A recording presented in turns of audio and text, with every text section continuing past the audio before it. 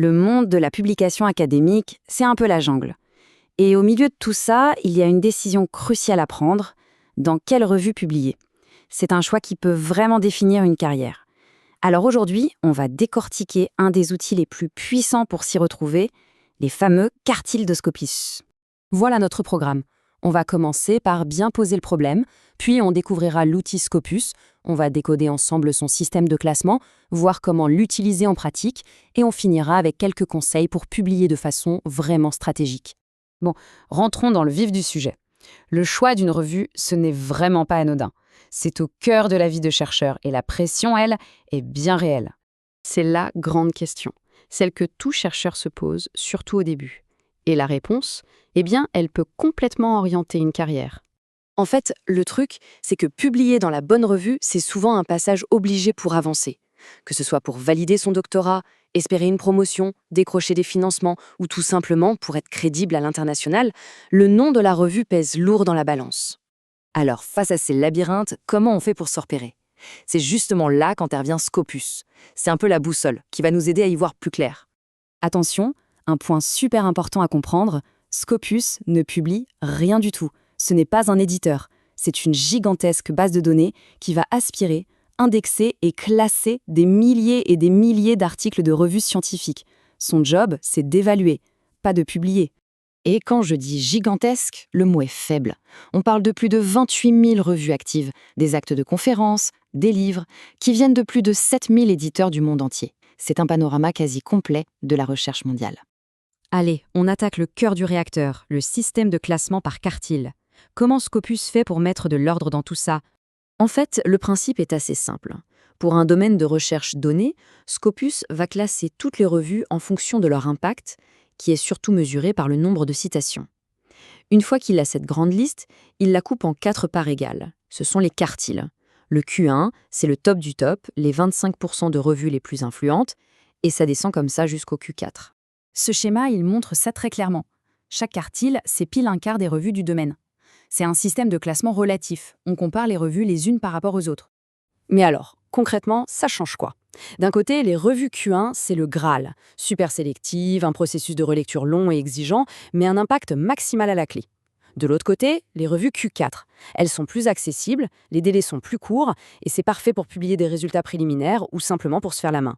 Bon, à cette théorie, on passe à la pratique. Comment on fait concrètement pour savoir dans quel quartile se trouve une revue? Alors, il y a 2 outils principaux et bonne nouvelle, ils sont gratuits. Le premier, c'est directement sur le site de Scopus dans l'onglet Sources. Et le deuxième, c'est un autre site qui s'appelle Simago, qui est très pratique parce qu'il utilise les données de Scopus pour donner des analyses très visuelles.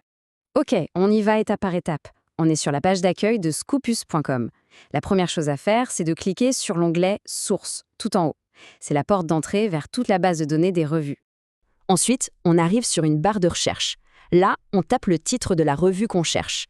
Ou encore mieux, si on l'a, on tape son numéro ISSN. C'est un identifiant unique, comme ça, impossible de se tromper.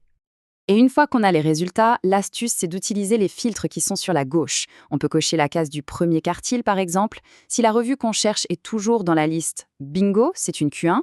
Si elle disparaît, on décoche et on essaye avec le filtre du deuxième quartile, etc. C'est imparable pour vérifier. L'autre option, c'est donc simagogr.com. C'est le même principe, on cherche la revue, et là, le site nous donne directement son quartile, souvent avec des graphiques qui montrent son évolution. C'est vraiment un super complément à Scopus. Ok, le quartile, c'est un super raccourci, c'est clair. Mais attention, ça ne dit pas tout. Pour bien faire les choses, il faut creuser un peu et regarder d'autres indicateurs. Alors, qu'est-ce qu'on a? D'abord, le site score. C'est simple, c'est la moyenne brute du nombre de citations par article. Ensuite, le SGR. C'est un peu plus malin. Une citation qui vient d'une grande revue prestigieuse aura plus de poids qu'une autre. Et enfin, il y a le SNIP qui est très utile parce qu'il permet de comparer des revues de domaines qui n'ont rien à voir, comme l'histoire et la biologie par exemple. Et puis, il faut rester sur ses gardes. Une revue peut perdre en qualité et même se faire sortir de Scopus. Les signaux qui doivent alerter. Une augmentation bizarre du nombre d'articles publiés, un site score qui n'arrête pas de baisser, ou des articles qui ne sont jamais cités.